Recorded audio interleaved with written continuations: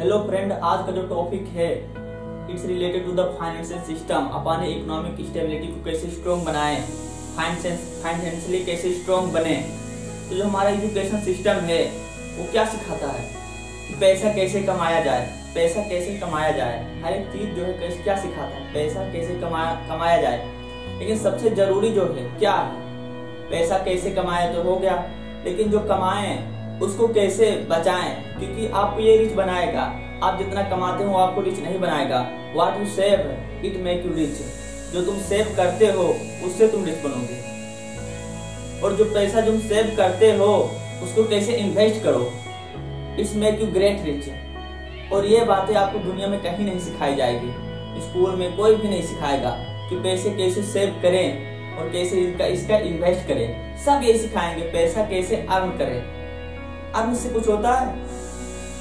नहीं होता है। आप उसको किस तरह यूटिलाइज करते हैं, किस तरह सेव करते हैं, इट मेक यू रिच। ये तुमको रिच बनाता है। तो उसी के बारे में आज हम डिस्कस करेंगे कि पैसा जो है उसको कैसे यूटिलाइज करें, कैसे उसका इन्वेस्ट करें एक शॉर्ट ट्रिक में। जैसे कि सबसे पहले हो गया हमारा जो बाहर की दुनिया। एक इंसान एक बहुत बड़े इंसान से जब मिला है, बहुत बड़ा बिजनेसमैन था, तो उससे जब मिला तो बोला भाई मेरे पास इतने सारे पैसे हैं, इसका मैं क्या करूं, कहां पर ले जाकर कौन से म्यूचुअल फंड में इन्वेस्ट कर दूं। तो उसने बोला कितना है तेरे पास। तो उसने जोड़ जाड़ के बताया तकरीबन है 7-8 लाख रुपए। तो उसने कहा कि अभी तक वो पैसे कहाँ रखे। तो कहा सेविंग अकाउंट में। तो कहा बेवकूफों वाली स्टेप तूने चली है। सेविंग अकाउंट में अगर तू कुछ भी नहीं करता, जब उस पैसे को तुझको काम नहीं है तो क्यों सेविंग अकाउंट में डाला। उसको अगर ले जाके तू EFD में डाल देता तो उसका सेविंग अकाउंट में कितना इंटरेस्ट मिलता है, 3-3.5%। और जो EFD है, फिक्स डिपॉजिट है, उसमें कितना मिलता है, 7-8% मिलता है। तो अगर तू इसमें डाल देता तो आने वाले 10 सालों में 20 सालों में तेरा उसी पैसा लाखों में हो जाता। तो हाँ यार, आइडिया तो बहुत अच्छा है, पहले मुझे पता नहीं था। उसने बोला यही है बेवकूफ वाली स्टेप, बिना सोचे। अगर हम लोग कुछ सोच लें, अगर थोड़ा बहुत सोच लें, जो 2-4-10 मिनट सोचने में लगता है, आगे चल के 20 सालों बाद 10 सालों बाद वही छोटा अमाउंट एक सोच की वजह से बहुत ज्यादा परिवर्तन हो जाता है, लाखों करोड़ों में हो जाता है एक छोटी सी डिसीजन की वजह से। जैसे कि आप बाहर की दुनिया पे देखते हैं, अगर आप पैसा ले जाके फिक्स डिपॉजिट, आप पैसा ले जाके सेविंग अकाउंट में डाल देंगे तो कितने रेट से इंटरेस्ट उसको मिलेगा, कितने रेट से बढ़ेगा, 3-3.5%। जाहिर सी बात है। अगर और बाहर की दुनिया पे कंपेयर कर लीजिए, हमारा डीजल पेट्रोल जो था कितने था 10 साल पहले, आज से पहले कितना था, फॉर इंडियन रुपीज 25 समथिंग था। एंड अब कितना हो गया है, उससे लगभग अगर कैलकुलेट किया जाए तो उससे 3 गुना ज्यादा बढ़ गया है। मतलब क्या, अगर एवरेज में देखा जाए तो इन्फ्लेक्शन जो है 6% से ग्रो कर रहा है। इन्फ्लेक्शन मतलब जो सामान पहले था ही, कुछ साल पहले उतना रेट में था, उसका जो रेट बढ़ते जा रहा है 6% से बढ़ते जा रहा है एक साल। लेकिन हमको रेट ऑफ इंटरेस्ट जो मिला है, वही पैसा हम लोग ले जाके जो बैंक में डाल देते हैं, उसमें कितना सेविंग अकाउंट में कितना मिला, 3.5%। मतलब क्या, बाहर की दुनिया वाली सामान जो है, पेट्रोल डीजल हर एक चीज महंगाई की इतना बढ़ रहा है कि इन्फ्लेक्शन जो है 6% से एवरेज बढ़ रहा है, और हमारा जो पैसा है वो 3.5% से बढ़ रहा है। मतलब क्या, हम घाटे में जा रहे हैं, फायदे में जा रहे हैं। जो बैंक वाला पैसा है हम लोग सोच रहे हैं फायदे में जा रहे हैं, लेकिन नहीं, हम एक तरफ से घाटे में जा रहे हैं। क्योंकि जो बाहर की दुनिया है, इन्फ्लेक्शन रेट है वो 6% से ग्रो कर रहा है, और हमारा जो रेट ऑफ इंटरेस्ट है वो 3.5% से जा रहा है। तो मिला जुला के क्या, हम लोग घाटे में जा रहे हैं और उसी में खुश हैं। मेरा पैसा तो सेव है, मैं इतना ज्यादा इंटरेस्ट पा रहा हूँ। नहीं, आप घाटे में जा रहे हो। इसके डेप्थ को समझो, किस तरह आप घाटे। अब मैं और आपको छोटी सी टर्म बताता हूँ। आप लोगों में से इंश्योरेंस कितने लोग ने कराया होंगे? बहुत से कराए होंगे। कौन सी इंश्योरेंस कराई है? वो लोगों को पता भी नहीं होगा कौन सा इंश्योरेंस कराई है मैंने। तो बहुत ज्यादा लोग जो होते हैं इंडोर्समेंट कराते हैं। उसमें क्या होता है, आपको कुछ फिक्स अमाउंट देना पड़ता है, प्रीमियम देना पड़ता है साल पे, कुछ सालों के लिए। और वही अमाउंट जाके अगले 20 सालों में 25 सालों में बहुत ज्यादा अमाउंट बन के आता है, 20 लाख 25 लाख बन के आता है, उसको ले लेते हैं। यही सब कराए होंगे ना इंश्योरेंस, मतलब यही होता है। तो इसमें क्या होता है, आपको कुछ सालों तक एक प्रीमियम अमाउंट कुछ सालों तक देना पड़ेगा, और आगे चल के 10 सालों बाद 20 सालों बाद ये अमाउंट 20 लाख 10 लाख बन के आ जाएगा, आपको मिल जाएगा। तो इंश्योरेंस का जो मेन मोटिव है, उसका लक्ष्य है, उद्देश्य है, क्या है? इंश्योरेंस मतलब क्या, लाइफ इंश्योरेंस है। जो आपका लाइफ है, लाइफ कवरिंग, मतलब कि आपको अगर कुछ हो गया, आप अपने मेंबर के अर्निंग मेंबर हैं, अगर आपको कुछ हो गया तो इसलिए कराया जाता है कि आपके कुछ होने के बाद भी आपकी फैमिली जो है उतना ज्यादा पैसे की वजह से स्ट्रगल ना करनी पड़े, उसका जीवन उसमें अच्छे से गुजर जाए। तो अगर आप मान 50,000 का प्रीमियम करा रहे हैं 1 साल के लिए, मतलब क्या आपका जो इनकम होगा, अच्छी सैलरी होगा तभी तो 50,000 का प्रीमियम कराएंगे। तो आपका 1 लाख रुपया सैलरी था, आप 50,000 का प्रीमियम करा रहे हैं, तो अगले 20 सालों तक कराएंगे तो अमाउंट लगभग जाके 20 लाख 25 लाख बनेगा। 20 लाख 25 लाख बनेगा अगले 20 सालों बाद। अगर आपको कुछ हो गया तो आपका अब आपके परिवार कुछ नहीं करेंगे, तो समझ लीजिए अब उसको ले जाके अगर मान 20 लाख है उसको ले जाके अगर एफडी में फिक्स डिपॉजिट में जमा कर दें तो उससे कितना रेट ऑफ इंटरेस्ट आएगा। अगर 10% भी रेट ऑफ इंटरेस्ट होगा तो कितना आएगा, 2 लाख आ गया। 2 लाख आएगा मतलब महीने में कितना आएगा, 16,500 लगभग आएगा। तो जो परिवार आप 1 लाख में चला रहे थे, 1 लाख नहीं मान लीजिए 85,000 आपका सैलरी पहले था, तो आपके जो परिवार को 50,000 में चल रहा था, अब वो 16,500 में आपको घर परिवार माँ बाप बीवी बच्चे को हो जाएगा। उतने में इतनी महंगाई में एडजस्ट हो जाएगा सब कुछ, नहीं होगा। तो जब नहीं होगा तो ऐसा इंश्योरेंस कराते क्यों हो, लालच है ना, कितने साल बाद इतना अमाउंट मिल जाएगा, अचानक से मिल जाएगा पूरा आके, लालच है ना। बस इसी लालच की वजह से आप फंस जाते हैं, बेवकूफी वाली स्टेप है, मत करना कभी ऐसा। अब मैं आपको बहुत बड़े, आपने टर्म इंश्योरेंस का नाम सुना है? टर्म इंश्योरेंस सुना भी नहीं होगा बहुत लोगों को, पता ही नहीं है। क्यों नहीं पता है? क्योंकि इसको बारे में कोई बात ही नहीं करता है, ना कोई बैंक मैनेजर बात करेगा, ना कोई एजेंट बात करेगा, इंश्योरेंस एजेंट कोई भी आपको नहीं बताएगा। अगर इसमें बहुत ही वैसे स्टेप है, अगर मैं आपको बताऊंगा तो आपको दिमाग हिल जाएगा। आपको कुछ सालों के लिए इसमें प्रीमियम होगा, आपको जमा करते रहना पड़ेगा, करना पड़ेगा और एट द एंड अगर आपको कुछ भी नहीं हुआ तो आपको 1 रुपया भी नहीं मिलेगा। आप सोचोगे यार 1 रुपया नहीं मिलेगा तो क्यों करना, क्यों पैसे देना, ऐसा हो रहा है ना। तो ठीक है, मैं आपको एक बहुत ही बेस्ट चीज इसका बताता हूँ। अब इसका फायदा सुनो क्या है। अगर आप माने ना, अगर इंश्योरेंस का एक्चुअली काम क्या होता है, अगर आपको कुछ हो जाए तो आपकी फैमिली को पैसे की वजह से उतना स्ट्रगल ना करना पड़े जितना आपको क्या हो, उसकी जीवन खाने जीने लायक भी ना रह जाए, इसीलिए इंश्योरेंस कराते हैं। तो इंश्योरेंस में क्या होता है, टर्म इंश्योरेंस का फायदा समझो क्या है। टर्म इंश्योरेंस अगर आपको 1 करोड़ का कवरेज चाहिए, 1 करोड़ का कवरेज चाहिए कि आपको कुछ होने के बाद आपको फैमिली को 1 करोड़ रुपए मिल जाएं, तो आपको प्रीमियम जो है 1 साल के लिए 10,000 रुपए जमा करना पड़ेगा। 10,000 रुपए अगर आप 1 साल में जमा कर रहे हैं तो अगर आपको कुछ हो भी जाएगा अगले साल, 10 साल 20 साल बाद अगर कुछ होगा भी तो आपको फैमिली को कवरेज कितना मिलेगा, 1 करोड़ रुपए मिलेगा। अगर कुछ नहीं हुआ तो कुछ भी नहीं मिलेगा, तो 1 करोड़ मिलेगा। आप तो सोच सकते हो, अब जब 1 करोड़ मिलेगा आपके परिवार को, तो वो ले जाकर अगर एफडी में अगर जमा कर दे तो आपका सैलरी 50,000, तो आपका जो परिवार था उसमें अगर आपको एफडी में 1 करोड़ रुपए जमा कर दिया एट द रेट आप 10% के इंटरेस्ट से अगर पाए हैं तो उसमें क्या होगा, 1 साल का 10 लाख रुपए हो जाएगा। महीने का लगभग 83,000 मतलब 83,000 आपका सैलरी, मतलब पहले से अगर 50,000 था तो आप 83,500 रुपये आपकी फैमिली वहां से पैसे पाने लगेगी। 83,500 मतलब कि अगर कोई इंसान, कोई बंदा जो घर पे परिवार में झगड़ा करता था, उससे घर वाले परेशान थे, तो बोलेंगे यार कुछ तो अच्छा करके गया। तो इसको कहते हैं बेटर माइंड, ब्रॉड थिंकर। ना कि इसलिए कि लालच की वजह से कि आपको पैसा मिल जाए, इतने साल बाद कमा के रखो और पा जाओ। अगर यही आप इंडोर्समेंट में यूलिप में कराते हैं तो आपको 1 करोड़ का कवरेज लेने के लिए आपको कितनी जमा करना पड़ती है, लगभग 1 साल में 20 से 25 लाख रुपए जमा करने पड़ते, तब जाके कुछ सालों बाद, 20 सालों बाद, 10 सालों बाद आप 1 करोड़ रुपया कवरेज पाते, अच्छी ढंग का कवरेज पाते हैं। मतलब क्या, 1 साल में 20-25 लाख जितनी आपकी सैलरी नहीं होगी उससे यहाँ वहां से कलेक्ट करके आपको देना पड़ेगा, तब भी इंश्योरेंस में पूरा पैसा चला जाएगा, तब जाके आप अच्छी कवरेज पाएंगे लाइफ इंश्योरेंस का। वो किसमें होता है, इंडोर्समेंट और यूलिप में होता है। लेकिन टर्म इंश्योरेंस में क्या होता है, आप 10,000 में ही क्या पाएंगे, 1 करोड़ रुपया पाएंगे। अगर आप अच्छी खासी नौकरी कर रहे हैं, आपका सैलरी जो है 2 लाख का, 1 लाख का, तो आपको कौन सी इंश्योरेंस बहुत ही अच्छी लगी, अच्छी उपयुक्त होगी आपके लिए, 2 करोड़ की होगी। तो आपको महीने का, उस साल का कितना जमा करना पड़ेगा, बस 20,000 जमा करो, आपको 2 करोड़ आपके जाने के बाद आपको फैमिली को 2 करोड़ मिलेगा। अगर आपकी फैमिली कुछ भी ना करें, अगर उसको ले जाके एफडी में जमा कर दें तो उससे जो इंटरेस्ट मिलेगा, लोन मिलेगा, उसी में आपका फैमिली का जीवन अच्छे से कट जाएगा।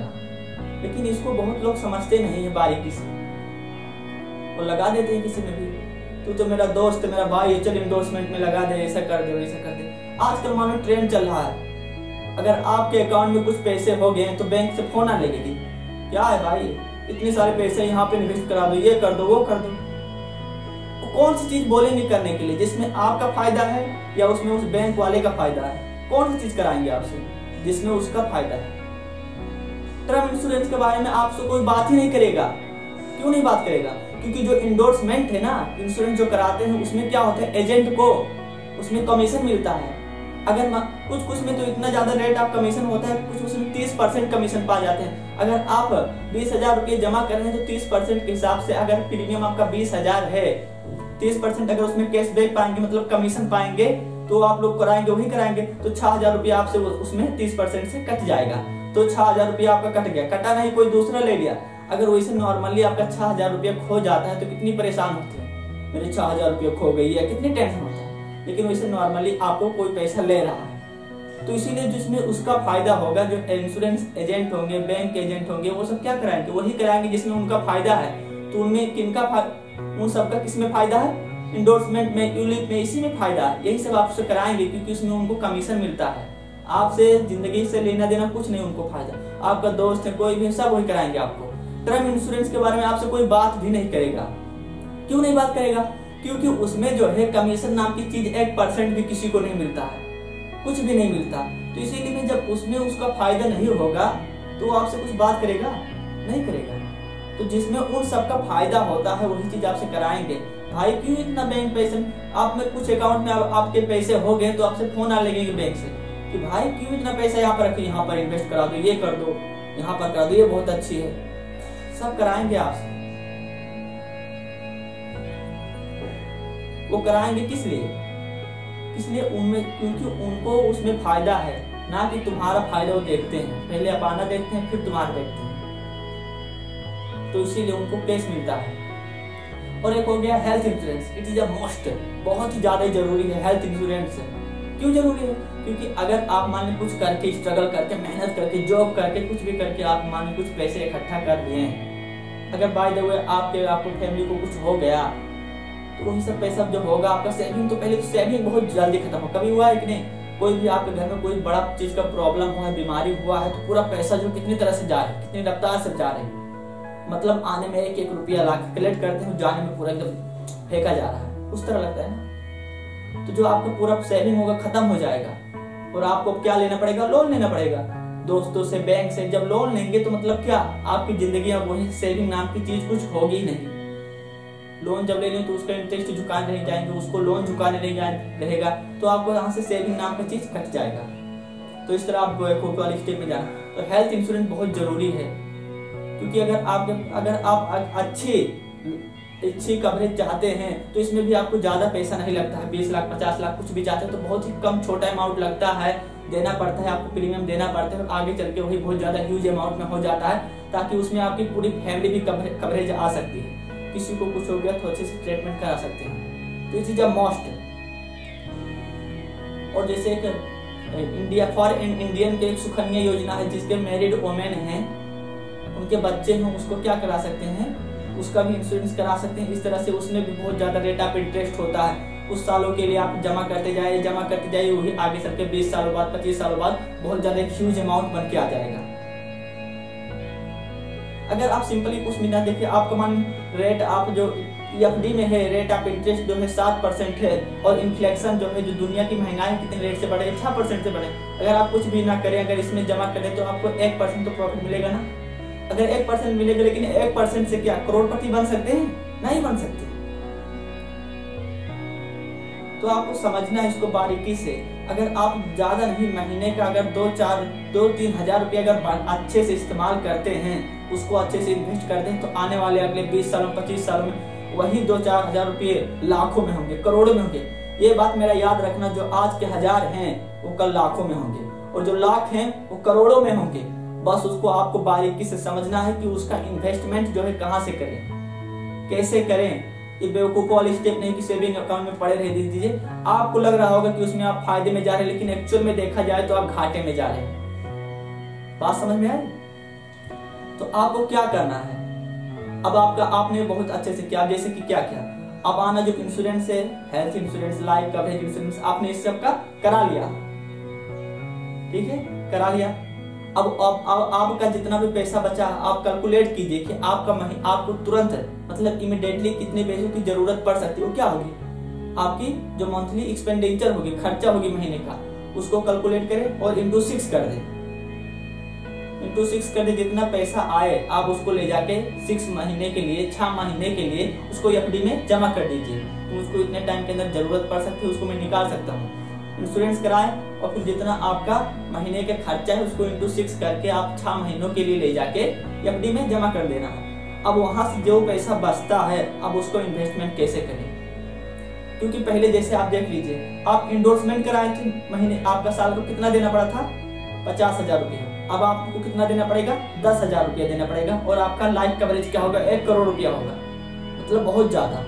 अगर उसको इंडोर्समेंट द्वारा अगर रिकवर करेंगे 1 करोड़ रुपया, तो आपको साल को 20-25 लाख रुपए देने पड़ेंगे, जो आपको लोन लेके हर बार से देंगे, तब जाके एक अच्छी कवरेज पाएंगे इंश्योरेंस का। मतलब क्या, कितनी समझदारी की बात है, 10,000 में 1 करोड़ रुपया। कुछ ना, जरूरी नहीं कि कुछ होगा, लेकिन इनकेस आप कुछ हो गया तो समझ मिले ना। तो आप देखते जाए इस तरह होता है। तो आपको क्या करना है, पहले आप इंश्योरेंस का चीज अच्छे से व्यवस्था कर लिया, फिर आपका जो महीने का खर्चा है उसको इंटू 6 करना है और 6 महीने के लिए उसको एफडी में ले जाके जमा कर देना। अब वहां से जो पैसा बचा सब करने के बाद अब उस पैसे को किस तरह इन्वेस्टमेंट करना है, अब ये मैं बताता हूँ। तो उसको आप जमा कर सकते हैं through SIP, systematic investment plan. इसमें क्या होता है, आप अच्छे से समझना, इसमें क्या होता है, आप कुछ अमाउंट सेलेक्ट करते हैं, 2,000 3,000, ये आपके बैंक से क्या होगा, डेबिट हो, आपके अकाउंट से डेबिट होके वहां पर चला जाएगा, म्यूचुअल फंड में चला जाएगा, कटते चला जाएगा आप जितना अमाउंट सेलेक्ट करते हैं। तो म्यूचुअल फंड, मैंने एक तरफ से बोला आप इंश्योरेंस नहीं कराना है, अब एक तरफ से बोल रहा हूँ आपको क्या, म्यूचुअल फंड में जमा करना। आपको म्यूचुअल फंड में जमा करना है, ना कि आपको स्टॉक में चला जाना। Never go into the stock without the better knowledge and planning. जब तक आपको पूरी ज्ञान नॉलेज नहीं है, आप स्टॉक में मत जाना घुसना कि इसने बोल दिया इस शेयर का अमाउंट जो है इतना ज्यादा है, इसका इतना ज्यादा है, कोई बोल दिया आप ले जाके 1 लाख रुपया कलेक्ट कर दिए और ले जाके इन्वेस्ट कर दिए। कि स्टॉक में प्राइस घटते हुए, रेट घटता हुआ टाइम नहीं लगता, आपका जो 1 लाख था 10,000 में भी आ सकता है, हो गई ना। तो सुनी सुनाई बात पे आपको नहीं जाना है। अगर आप उसके बारे में अच्छी नॉलेज है, आपका काम ही हुई है स्टॉक मार्केट, शेयर मार्केट, तो आप उसमें जा सकते हैं, लेकिन सुनी सुनाई बात पे आपको वहां पर नहीं जाना है। तो म्यूचुअल फंड आपके लिए बढ़िया होगा। तो SIP द्वारा आपके बैंक से उतने पैसे कटेंगे। म्यूचुअल फंड किस लिए बोल रहा हूँ, क्योंकि म्यूचुअल फंड में जो होता है, अगर पैसा आप वहां पर इन्वेस्ट करते हैं तो पैसा डिवाइड कर देता है। मान ली 50 म्यूचुअल फंड में आपका पैसा डिवाइड कर दिया, तो अगर एक जो है कंपनी अगर बंद भी हो गई, तो वहां पे आपका अगर मान ली 100 रुपये प्रोपोर्शनली द्वारा अगर आपका वहां पर 2% था, तो 2% गया ना, आप 100 रुपये जमा किए थे तो आपका कितना भी बता, 98 तो बच गया ना।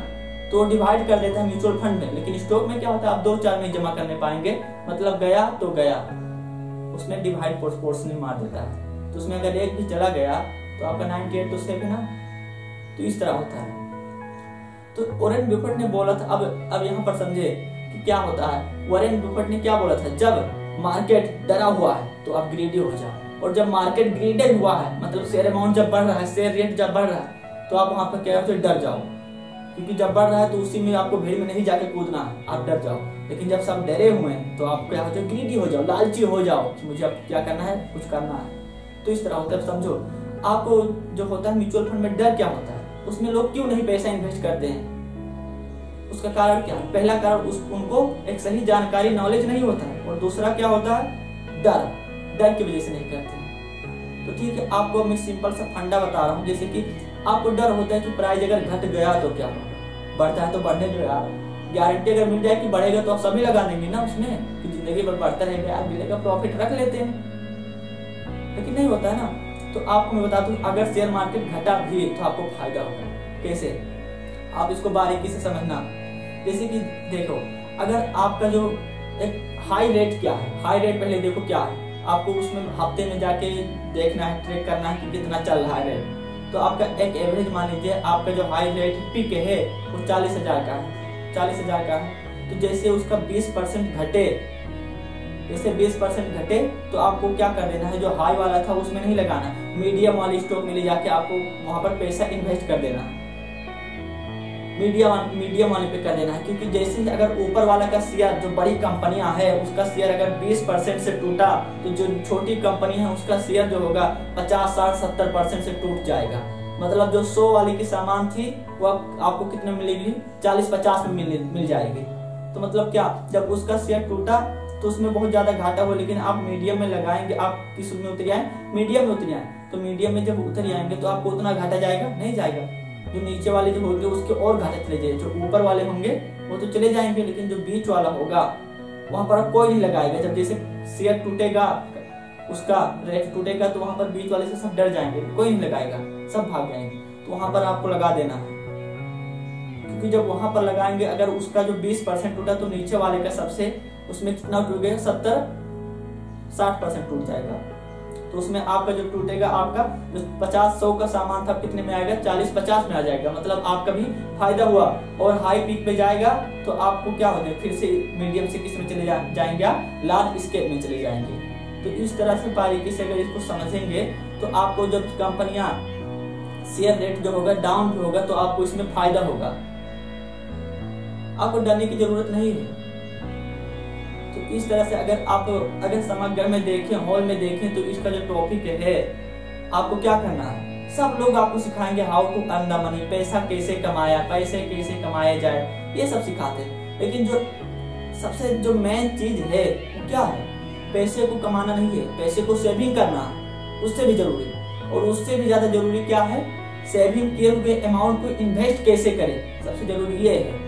तो अगर आप छोटी सी चीज को अगर ध्यान देते हैं, आपका स्ट्रेटेजी बहुत हो गया, आप बिजनेस करते हैं, आपके पास आइडियाज है, कुछ भी है तो आप उससे रिलेटेड कर सकते हैं। लेकिन आप कुछ भी ना करें, एक छोटे अमाउंट अगर ले जाके आप इन्वेस्ट करें तो यही छोटी चीजें आगे चल के 10 सालों बाद, 20 सालों बाद क्या होगी, करोड़ों में होंगी, लाखों में होंगी।